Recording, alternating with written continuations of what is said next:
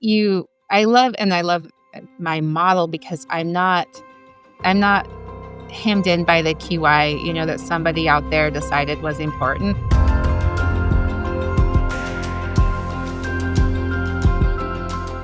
Hello and welcome to the Restore Healthcare Project. I'm Dr. Jennifer Kang. I just want to remind you to like, follow, subscribe. We're really excited to have you along for this ride on this podcast. I have with me today Dr. Angela Bymaster, who's a new friend and honestly hero of mine, who lives and works in the San Jose area here in California. Angie, thank you so much for coming and being with us today. Thanks for inviting me. It's wonderful to be here. Awesome. Now, Angie, I'm going to let you tell us a little bit more about yourself, but you're a family physician and you've had the adventure of founding several very unique medical practices, family medicine, community, cultural-based practices here in California, very unique and very influenced by your faith and how you live that out. Tell us a little bit about you and how that came about. Yeah. So I am a family doctor. I am the daughter of another family doctor. It's very genetic in our family. I'm from Southern Oregon, small town, and I met my husband doing a missions project called Mission Year in West Oakland, California, and during after college, before medical school, and learned a lot about poverty and justice and all kinds of things there, and learned about John Perkins' model of asset-based community development and incarnational ministry, where people can choose to live in low-income communities to serve the poor and basically come alongside what God is already doing in that neighborhood. And so I went to medical school at University of Iowa, and when I was looking at residencies, I was looking also for low-income communities I could move into, and ended up ranking first the Stanford O'Connor program in San Jose, and moving into the Washington-Guadalupe neighborhood, and have been here ever since. Wow. So I've worked a couple different jobs. I worked at a couple of FQHCs after residency, and then really felt frustrated with a lot of the way things were happening in primary care, and ended up founding Healing Grove March 12th, 2020. Wow. Wow. So you had this stirring in you from even before you got to medical school, and maybe you wouldn't have had it so fleshed out in terms of how you were going to live that then. But it sounds like your faith was already stirring you in a certain way, and you were being drawn to a manifestation of healthcare that was different than what you were seeing in mainstream. Even was it different from what you'd experienced growing up in a physician's family? Yes and no. So in a lot of ways, my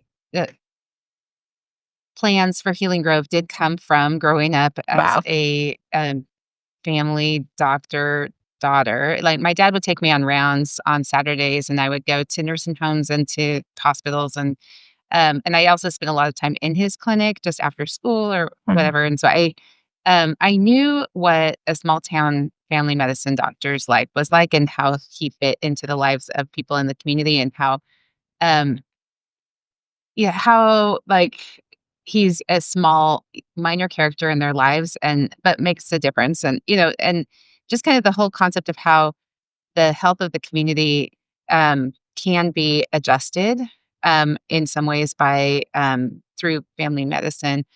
Although I also had a decent sense of how there's only so much we can do, right? And so poverty is such a big deal. And growing up in a small town in Oregon, there was plenty of poverty, plenty of addiction, plenty of problems, and so I think that informed it quite a bit. And then being at those FQHCs, I did always have a heart to take care of people who were lower income, and I lived and worked, initially in Mission Year and then African American community in West Oakland. And then I was in a Latino community in San Jose with very recent immigrants, Spanish speaking mostly. Yeah. And so just kind of each of those experiences, they honestly reminded me a lot of home in odd ways, and that, Wow, everyone was yeah. somebody's cousin, and everybody knew someone, in their family with the major addiction, and everyone was very hospitable and valued family a lot, loved those birthday parties, so many huge birthday parties for one-year-olds, and how death just keeps happening to people, accidents, these things happen in Hmm. rural communities and in urban communities, and it seems like, there's just a lot of commonalities. Oh, interesting, yeah. Was there, like, a moment where you decided, "I'm gonna branch out and do this new thing with Healing Groves"? Was it, like, a process that was stirring in you as you were working in these health centers? Yeah, I was super frustrated with my, like, FQHC I was currently at, there was a lot. I won't even get into all the problems, but, I was discontented, and then a, prophetess came up from Honduras to visit her brother who was in our neighborhood, and, he said, "Oh, she has a word for you." So they came over and had dinner with us, and she just said, "You will start a Christian clinic in this neighborhood. It will be called Hojas de Sanidad," which is the leaves of healing. It's from Revelation 22, Ezekiel 47. The leaves of the trees are for the healing of the nations. She laid it all out. And she said, "There will people will come to you who they will not even be able to rub together two pennies. They are so poor. And God says, I will pay for them. Mm. And so don't worry about it. Just take care of them. God says, I will pay for them. And, you need to do it now." This was November of 2018. So 2019, we kind of start going to some, you know, we started talking to people, and we went to some conferences about how to start a clinic and Yeah. how to start a clinic. And, it's California's its own thing. And it's a lot harder here, with regulations, both to start a private, medical clinic and a Christian clinic. And anyway, so we kind of were finding our way, and the Holy Spirit was saying, "You got to move faster. Like, do not dawdle. Like, Oh, hustle, wow. hustle, hustle. Let's go, let's go, let's go." And we were like, "It's 2019. Everything's fine. Like, what's going to happen? Why is there a big rush?" And so I finally put in my last day at work at the FQ I was working at for March 12th, 2020. And that happened to be like a day before shelter in place day, from the first county that shut down, Santa Clara County. And all of a sudden we knew, well, at least we know why. And Yeah. then that whole year, 20 was just a whole thing, that we should talk about another time, but, it was just miracle after miracle, and God just said, "What's in your hand?" and used I had 20 test kits from Quest for COVID, and, yeah, amazing things happened. Mm. So, So you literally, like, laid ground just as COVID was starting. yeah, our clinic was under construction, so we didn't even have a place. We had a parking lot, and, like I said, yeah, we had just made our contracts with Quest Labs, and we'd just gotten legally, permission to operate, to practice medicine in the state of California. So we had everything. We had enough, I should say. Yeah. We didn't have physical space, um, but, a parking lot works when it's Yes. COVID. So, Wow. yeah. So tell us a little bit about the model that you landed on because I have just found it to be so innovative and creative. And I'm sure the Holy Spirit was involved in this and in your own creativity, but tell us a little bit more about how you financially provide care. Yeah, we, copied it actually off of St. Luke's in Modesto. This Mm. is another beautiful clinic. They are Catholic, and, Dr. Bob over there had put together this idea of doing, 1/3 concierge medicine, 2/3 low income. And in his clinic, he has kind of a sort of free clinic on the other side. And so we used a lot of what he had come up with Yeah. already as a basic model. We made a few tweaks for our population, and it wasn't just me coming up with this. My husband's really, really good at this, and then we also had a couple partners. So, we had a Honduran couple that was partnering with us, the same relatives of this prophetess.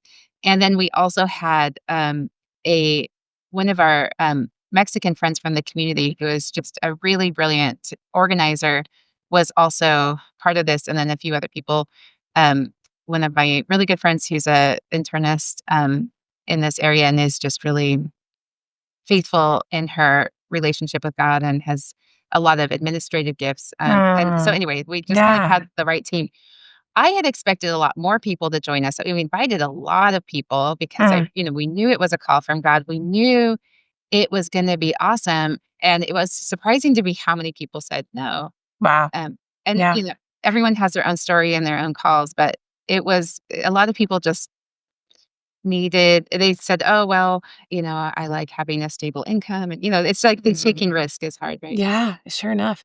So you had this idea of direct primary care and of in specifically concierge level of direct primary care, which maybe you just want to briefly explain for some who might not know what that is. Yeah, people pay $200 a month to see me. It's kind of like joining a gym. They can come every day if they want to, or they can come never.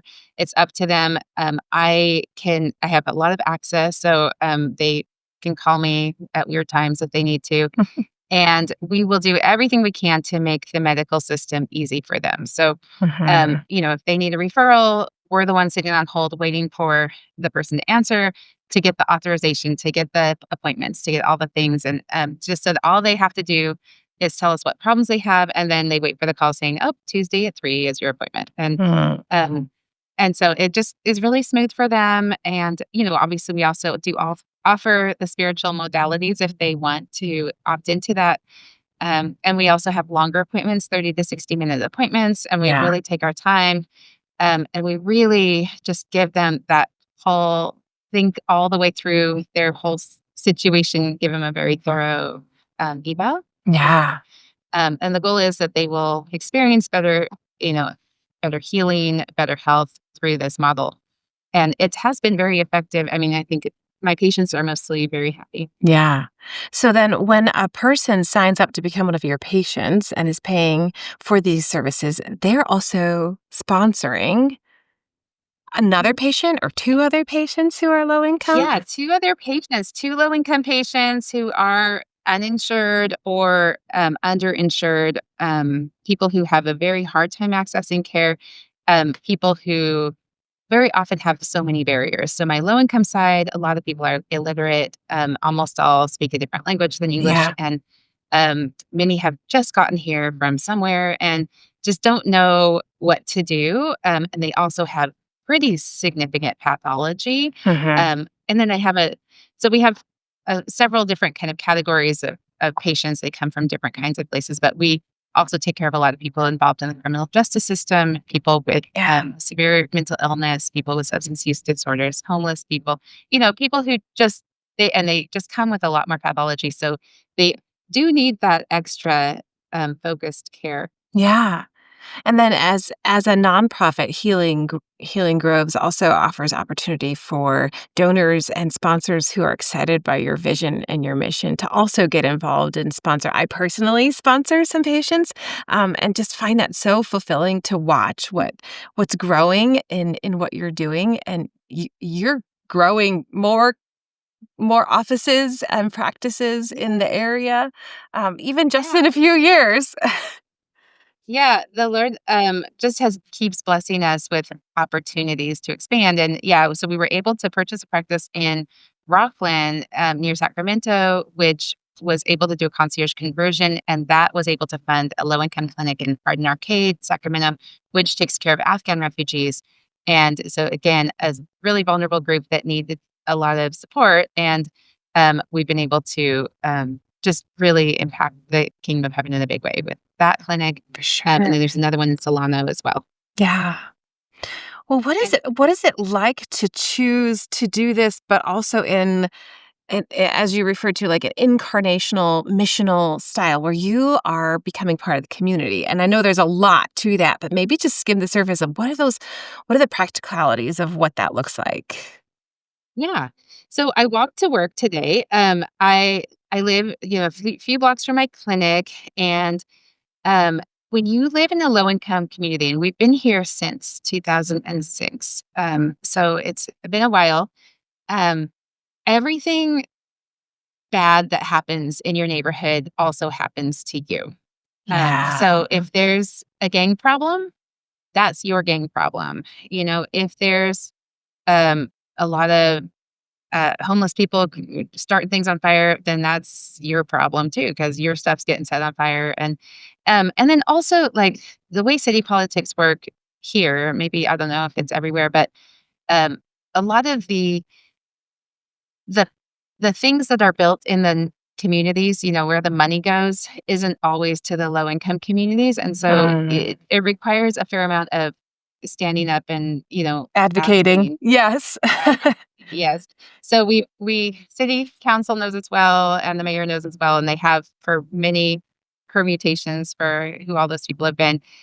Not just us, but also several of the other people in the neighborhood. And so this is where it's like coming alongside what God is already doing. So God had already raised up many leaders in this neighborhood. Mm. Um, and one of our favorites was Marie Marcello, who was, one of our, she was our first hire. She was extremely good advocate. And everybody, I mean, literally all the way up to like the senators, the US senators, like everybody knew Marie Marcello. And because she would stand up and speak out for what's right. So, like, for example, our neighborhood didn't have a park. Mm. And we had a really high population density, but no park. And they were trying to use there was this plot of land the city had bought. They had been planned to be a park for 25 years, but they never could quite get up the funds. It was just this empty lot with just weeds and, Ah, just a fence around it. Um, and everybody needed we obviously needed the park. There's so many children in this neighborhood. It's really dense.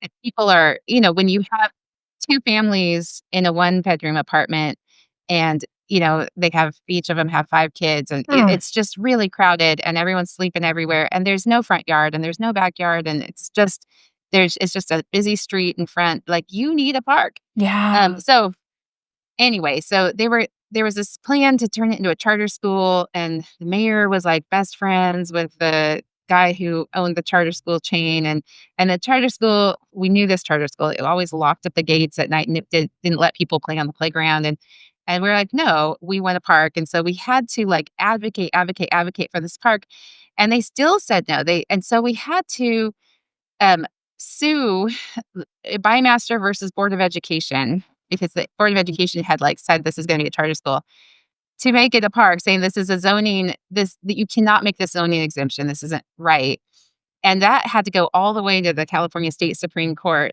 in order for us to get this park, and now we have a park. And it's Wow. an amazing park, and it's super popular, it's full of kids all the time, there's Ah. so much going on, but that's the kind of thing that you get involved in, and of course, if we had lost because we didn't get anything out of this, we didn't get money from this lawsuit, this was just they call it a lawsuit, but it's just to, like, say that this zoning exemption was wrong, that it's illegal for them to put a school here when it's supposed to be a park, and, but if we had lost, then they would have taken um, money for their lawyer fees, which would have been our house.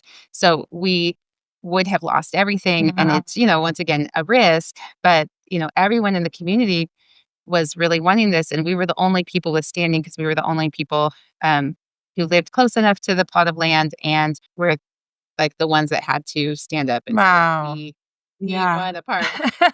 So I mean, and then we've had, like, situations where gang members were trying to recruit my adopted kids for gangs, and I had to, like, march over and talk to their mom and say, "Hey, don't let your kid do this because my I don't want my kids involved in this gang," and, having to stand up to people, and fortunately, the Lord always provides. In the worst situation where there's one kid who really wanted to recruit my kids into a gang, and my, adopted kids who were recently adopted as teenagers, Mm. from a really war-torn country where they'd had to fight a lot, and it was you could see that they would be interested in possibly joining this game.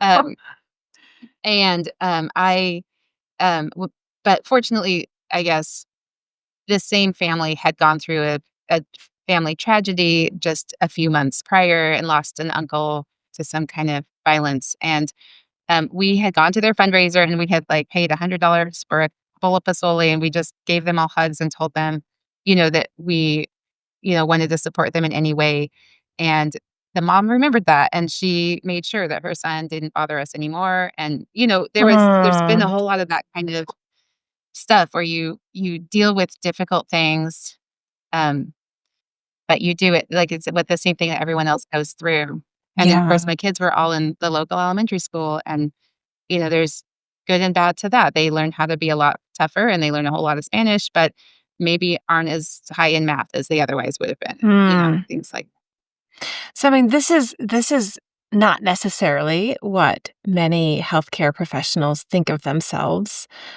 doing as healthcare careers, and yet this has become your life. Like you've opened your life up to your community, and you find yourself doing things that really you have the ability and authority to do because you're in the community, but because you're also in healthcare, uniquely positioned, and you keep saying yes. Uh, Yeah, because God is good, and, He never, I guess, gives us more than we can handle, and He never and there's so much joy in it, right? Aw. Like, every single day, I do not own a television, I don't need a television, like, my whole life is so interesting. Something happens every day, and there's so much life, there's so much drama, there's so much happening, and, you can we can really see what the Holy Spirit's doing in this neighborhood, and it's huge. It's been, like, tremendous to see the change, and, I mean, part of incarnational ministry is also, um, I guess, informed by the ecclesia. Do you know about Ed Silvoso and Transform Yeah. Our World and the yeah. Yes. Okay, so it's like the ecclesia is saying, like, you can have a church that is in the marketplace, that is, in the street, that's just out there. And, we think that God gave us this particular neighborhood as our congregation. And so if, it's just like this small little spot, just 10 by 10 block area. But if we can just be sharing the love of Jesus through everything we have, through, our personal relationships and also our, laying down our lives and sacrificing and making mistakes and apologizing and forgiving each other and, and also, through healthcare and through, in our clinic, we have our sports program and our mothers group and our, youth group and our Luke 14 parties where we take food to the homeless and our So church even so plant. even through your clinic, you are rooting, additional community outreach services connection right in your clinic space on your land.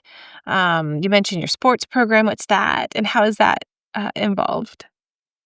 Yeah, so we hired a coach, and our coach's job is to run soccer practice as often as he possibly can, and so he does, and, like, last night, there were probably 25 kids at my clinic playing soccer. We put in a little turf field on the side. There was this kind of empty lot right over there, and we fought with the landlord for a long time until we were able to use it, and, um and so, yeah, it's a really nice little turf field, and he just does soccer practice, it's a couple times a week, and then whenever there's a break, he'll have a whole 5-day camp, um, and he's got a ton of kids who are really involved, and a lot of it's about, just keeping physically active and getting used to exercising regularly. Hmm. Poor families can't afford sports, it's I mean, even like AYSO and soccer and, YMCA basketball and all those things cost money. They Yeah. also require transportation, and Transport. you have to get them there, and if it's just in the neighborhood and you can walk there and it's either free or very inexpensive. Sometimes we'll charge, like, $25 for the whole summer or something like that, and, yeah, and so we get a bunch of kids there and, you know, the kids lose weight and they are happy and they learn more about, their sport. And then my goal is for them to make their teams when they go to middle school and high school. And, and then Coach Noe does little Bible studies with his team. So Mm, he'll work really hard for hours, and then he'll sit down and do a quick little Bible study wow. because their congregation. And many of these kids are your patients? Yes, many are, and the ones who aren't almost all live in the neighborhood, so Yeah, they're yeah. my patients another way. Oh, and this sounds like in many ways grew organically as you discovered need, as you discovered opportunity, as you followed Holy Spirit Yeah. and got brave about what you could do as a family medicine practice to bring more health to your community. Yeah, and I think, again, living in the neighborhood, I know who we have. Like, I know this coach because he lives 2 blocks from my house, and he has a son the same age as my son, and they were in school together, and then he has a daughter the same age as my granddaughter, and they are in school together, and, so we see them all the time, and our little girls are best friends, and, and I knew he had coached my older son. It's just this is like a small town, and he had coached him at a really fancy, expensive club, and so I knew he was a good coach and, I knew he was my neighborhood. So again, this is like a community asset. And he was working some construction job. And I was like, man, if we could pay him enough to be a coach in our neighborhood, like, he's bilingual, he's like bicultural, he really knows how to do this, and he's a great coach. And like, wouldn't it be amazing if he could coach rather than like really rich kids up the peninsula who can like hire anybody to be their coach? Like, what if he coached the kids in our neighborhood? And Wow. it's also knowing, you see all these great athletes at recess, right? They're all, like, kicking my kid's butt at soccer, and, and I'm, like, looking at them going, "Man, we got that kid's fast, that kid's strong, that kid's got, like, really coordinated." And in clinic, I'm watching these kids, they're all way above the growth chart, like, lines, they're too heavy, and then I'm picking up my kid from their house where he likes to go visit all his friends, and he's like, "Can I go to Adrian's house? Can I go to Elliot's house?" Like, all these people's houses, and so I'm picking them up, and, they're always, like, either playing soccer in a single little, like, park space because that's the only place they have, and it's just tiny, and they can't really run, Yeah. or they're playing video games, and they're, like, in these crowded little apartments where, there's isn't space. And then I'll ask them, I'll be like, "Hey, we were thinking about signing up for YMCA basketball." Like, and then the mom, you can just tell, like, that's not going to happen. Like, Wow, yeah. mom is Just not possible. not possible for so many reasons. And so, like, you just learn and you're like, okay, this is a need. We have an asset. Like, let's make it happen. Hmm. Um, and the same thing happened with marriage counseling. Like, my husband and I definitely went through some times where we needed marriage counseling in our life, and it really made a difference for us.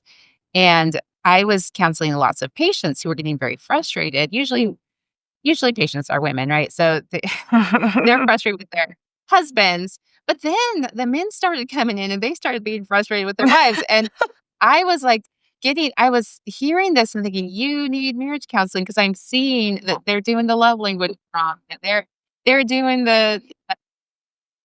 they're making the usual mistakes. They're frustrated about money, or they're frustrated about raising the kids. It's always the same 5 things, right? Yes. And and so I was thinking, "Oh, well, I don't have the Spanish language skills to do marriage counseling. I can do pneumonia, I can deliver babies.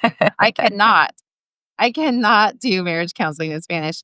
Um, and so I hired someone who could, and, like, because there is no marriage counseling for the poor. Ah, They if you can go to a therapist, like, usually someone in training through the county who is working on their own problems. And I should be cynical, but sometimes you find a good therapist in the county for poor people, but it's hit or miss, and they will not take the partner. They will only take one, because that's Medi-Cal or whatever the oh. parent to get two people in the room to do couples counseling is very, very hard to come by. Huh. And so I realized this is a huge problem. This is a huge need, and we need someone. And so I found a guy from Argentina who is bilingual, like really lovely and super good at it. And he's made a huge difference for so many couples. Wow, so that's happening right at your practice setting. Yeah. Yes. Yes. So it's just about the living here helps because you really see what's really going on. And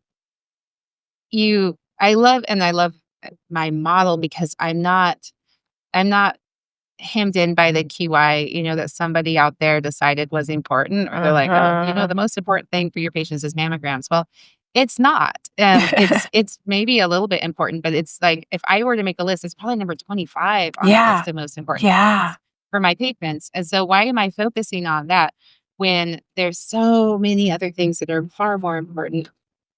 Yeah. And you're able to actually integrate lifestyle types of care because you're right there, and you're willing to be part of the solutions. I think it's amazing the staff that God has gathered around you as well really seem like they've grabbed onto your vision and want to lay their lives down along with you. Is it hard for you to find people, or I- It what is that is, yeah, like? because I do want the best people. I mean, we have the A team over here, um, and I do have, like, really high expectations for my staff, but I also it's most of it is about, like, are they called by God? Do they understand, the sense of calling, and do they love the patients, and do they just wanna work really hard while they're here and make it happen? 'Cause, it is not the average 9 to 5, but yeah, I do have we've been very fortunate. We have a great, great staff, and God just seems to keep bringing us the right people at the right Wow. times for the most part. Yeah. Well, and maybe somebody's even listening today and thinking, something's stirring in my heart. I mean, what kind of people do you need? What kind of health professionals are you looking for? Who can come and join you? Well, if I had doctors, I could definitely hire doctors. I could use, like, immediately, I could use a doctor, ideally family medicine or something primary care, um, and Um, if there is so I guess right now we're doing well with our pastoral counselors, but it's likely that we'll be able to hire another one soon. Uh-huh. And um, yeah, other than that, like, we do have a really large number of case managers that we're working with who are doing a really great job with all kinds of different, like, populations of focus. Yeah. But yeah, if there is anyone who, I guess, who just feels really, really called, this is more like, I think, more like overseas missions than, what normally people think of as, it's not like a Kaiser type job. Um, Although the Kaiser docs work very hard. But it's just a little bit of a different mindset. Yeah. And certainly fulfilling in a very different and amazing way that many of us, I think, were looking for when we went into medicine. I see what you do. I see the joy that comes out of what you're doing. I see that as the most amazing way to turn around the burnout narrative and actually refill out of giving and out of the fun and the joy and the adventure of helping a community I like think this. for me, I experienced, I think, the beginnings of burnout when I was at the FQHC, and for me, it wasn't about working hard. Like, I don't even think that is it. For most doctors, I think we know how to work hard, and it's not even about the death, and it's not even about the hardships that we see. That stuff is hard, but we can handle it. What I think, and maybe I'm just speaking for myself, but what I experienced was that there was so much stuff that I was required to do that seemed very futile and Hmm. unimportant. And I remember thinking, why did I even put my clothes on this morning? Like, I should have just stayed in bed. Like, that what I am doing is not making a difference. It's not Wow. important. And it's so much busy work. And it's, all the PAs and, just jumping through so many hoops that are, artificial hoops made by someone to just slow down the process so they didn't have to pay as much money so that, like, and even, like, sometimes I would see patients and I would be, they have all these pains everywhere and I'd be giving them, ibuprofen and, gabapentin and whatnot. And it's just thinking, like, I'm not going to the root of this. I'm not Hmm. solving the source of their pain. And I had enough, I think, Holy Spirit gift in me to know around where that source was, but I didn't feel equipped or, like, allowed to go there. And now it's so beautiful. They come in with insomnia. I just say, "What are you thinking about at night?" And, sometimes it's just chemical and it's prescription, but most of the time it's something else. And Mm. once they tell me all that, I'm like, let's go get Pastora, Yeah. because it's like there's grief in there and there's trauma in there. And then we'll get them in with our pastoral counselors who go super deep in the Holy Spirit and they're doing generational trauma stuff and inner healing stuff that's Uh, just really profound. and that's And right in your office, literally right in the next minute. to you. Yeah. It's like right there. And people are getting better. And, Yeah. people see the pastoral counselors, they are being transformed. Uh, And then you transform a few lives, and pretty soon people are bringing, more their friends and their relatives, and they're coming in and saying, "Hey, what you did with this person, like, can you do that with this person?" yeah. And then we have a church plant at our clinic on Sundays, and we have she used to be pastoral counselor for us. She actually stopped because of her family needing her more. But then she ended up starting the church plant. And Oh, then wow. she also is our staff started Noah's Solo group on Wednesdays, which is a women's Bible study. And more people are coming into that because they're being healed of Mm, all the stuff they've been going through, and that church is growing. And, that's pretty soon the whole neighborhood is going to be transformed wow. just because all these relationships are being healed and all these people are being brought closer to God. And people are having, they lose their job and they're really worried. And we just pray for God's provision.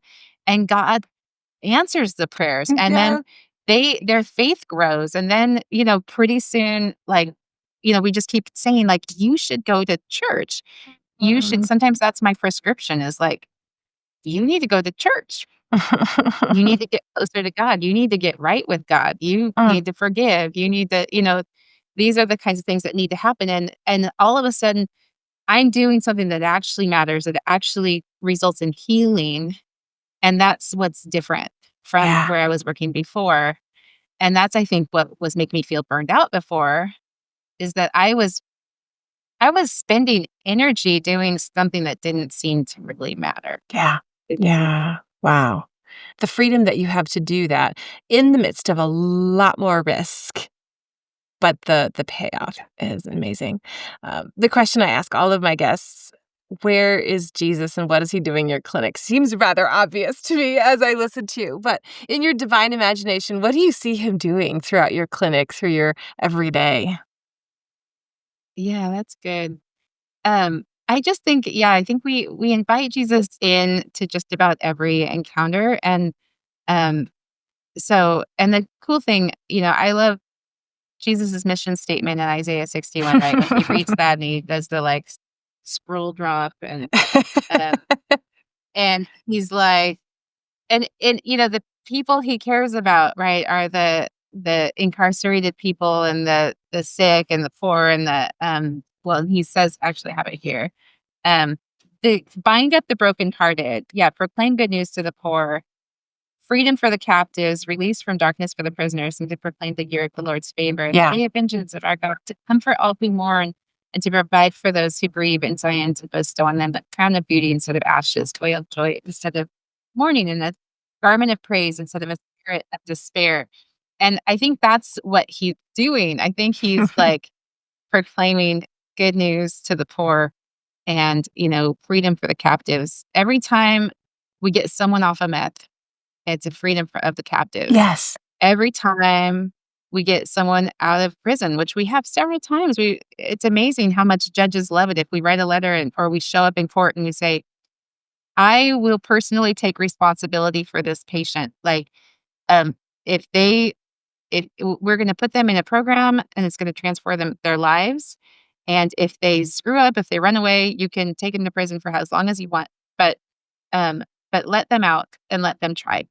Mm. And, we have a patient who did that, over a year ago. He did the whole program. He's free from drugs. He's free from violence. He's doing well. He's working. That's Jesus is doing all of this Amazing. Amazing. to me. So amazing. I think that just more than a few minds are being blown, and our hearts are stirring. We're feeling that burning of recognition. This looks like Jesus. Amazing to hear just a little tidbit, and I'm really looking forward to hearing more about the adventure that you're on there at Healing Groves. Thanks for being with us, Angie. Thank you. Oh, so good. Setting captives free, the mission statement of Jesus. I love that.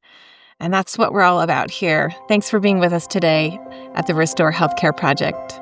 I'm Dr. Jennifer King.